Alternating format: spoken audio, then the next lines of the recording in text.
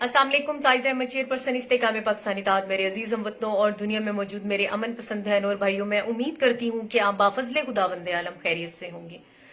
Corona virus की वजह से पूरी दुनिया परेशान है, लेकिन जब ये पाकिस्तान में आया तो किसी ने इसको मजहबी रंग दिया, किसी ने अपनी सियासत चमकाई। इस पूरे बहरान में पूरी दुनिया में लोग शदीद डिप्रेशन और खौफ का शिकार रहे हैं और अभी तक है। एक अनजाना अनदेखा खौफ। लेकिन सबसे ज्यादा परेशान जो है ओवरसीज पाकिस्तानी है। ये वो लोग हैं जो हर मुश्किल हर परेशानी में हमेशा पाकिस्तान के काम आए। लोगों ने मुख्तलिफ बहानों और धोखों से इनको जो है लूटा है, लेकिन इन्होंने कोई गिला नहीं किया। वो जहां रहे जैसे रहे हैं, बस यही कहते रहे हैं, दिल है पाकिस्तानी। कोई शौक से जो है अपना गांव शहर या घर माँ बाप बहन भाई नहीं या रिश्तेदार को नहीं छोड़कर जाता।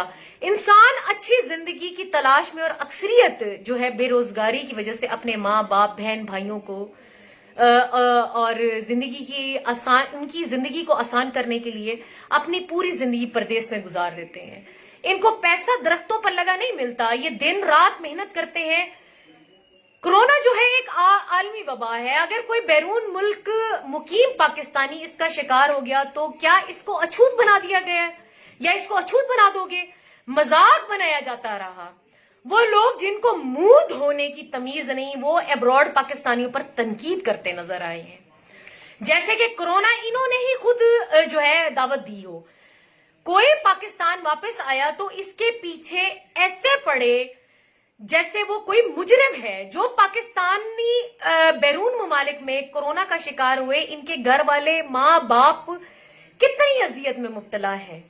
किसी ने ये सोचा है कभी इस माँ पर क्या बीत रही होगी जहां कोरोना से पूरी दुनिया स्ट्रेस घबराहट का शिकार है? इसका जवान बेटा हजारों मील दूर बैठा अकेला बीमारी से जो है लड़ रहा हो। बैरून ममालिक में बैठे पाकिस्तानियों को पाकिस्तान में रहने वाले पाकिस्तानियों से ज्यादा पाकिस्तान की कदर है, अहमियत का जो है उनको इस पाकिस्तान की अहमियत का, पाकिस्तान में मौजूद पाकिस्तानियों से ज्यादा अहमियत का मालूम है उनको। और इन लोगों में एहसास होता है, इनको आजादी की कीमत का एहसास है। ये कई कई साल बैरून ममालिक में मेहनत करके हर माह पाकिस्तान में पैसा भेजते हैं, लेकिन जब 4 साल 5 साल बाद या 10 साल बाद पाकिस्तान में वापस आते हैं तो एक मोबाइल फोन तक पर भी जो है इनकी पाबंदी लगी है। एयरपोर्ट्स पर जो हमारा अमला है, इनके साथ बदतमीजी के साथ साथ पूरी कोशिश करता है कि इनमें से कोई शिकार इनके हाथ आ जाए, और बाज दफा बदतमीजी का शिकार भी बना दिया जाता है और अक्सरियत का जो है कीमती सामान भी चुरा लिया जाता है। हुकूमत से अपील है कि हर मुश्किल घड़ी में जिन ओवरसीज पाकिस्तानियों को आवाजें लगाते हैं, इनकी इज्जत और तकरीम का भी बंदोबस्त करें।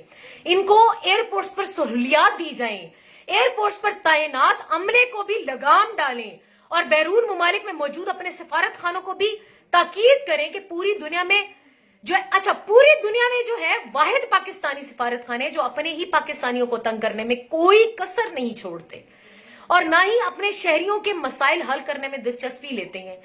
मौजूदा हुकूमत इन तमाम मसाइल को जो है संजीदगी से हल करे और जो भी जरूरी सहूलियात बैरून ममालिक में रहने वाले पाकिस्तानियों को चाहिए वो दें और इनके मसाइल को हल करें। वो सारी जिंदगी मेहनत के बाद पाकिस्तान आए तो इनको खुशी हो, ना कि वो पाकिस्तान में आते टाइम भी और पाकिस्तान से वापस जाते टाइम दिल में कोई मलाल वापस लेके जाएं। अल्लाह ताला आप सबके हामी नासिर और अल्लाह ताला आप सबको अपनी सुमान में रखे। पाकिस्तान जिंदाबाद, पाक फौज पाइंदाबाद।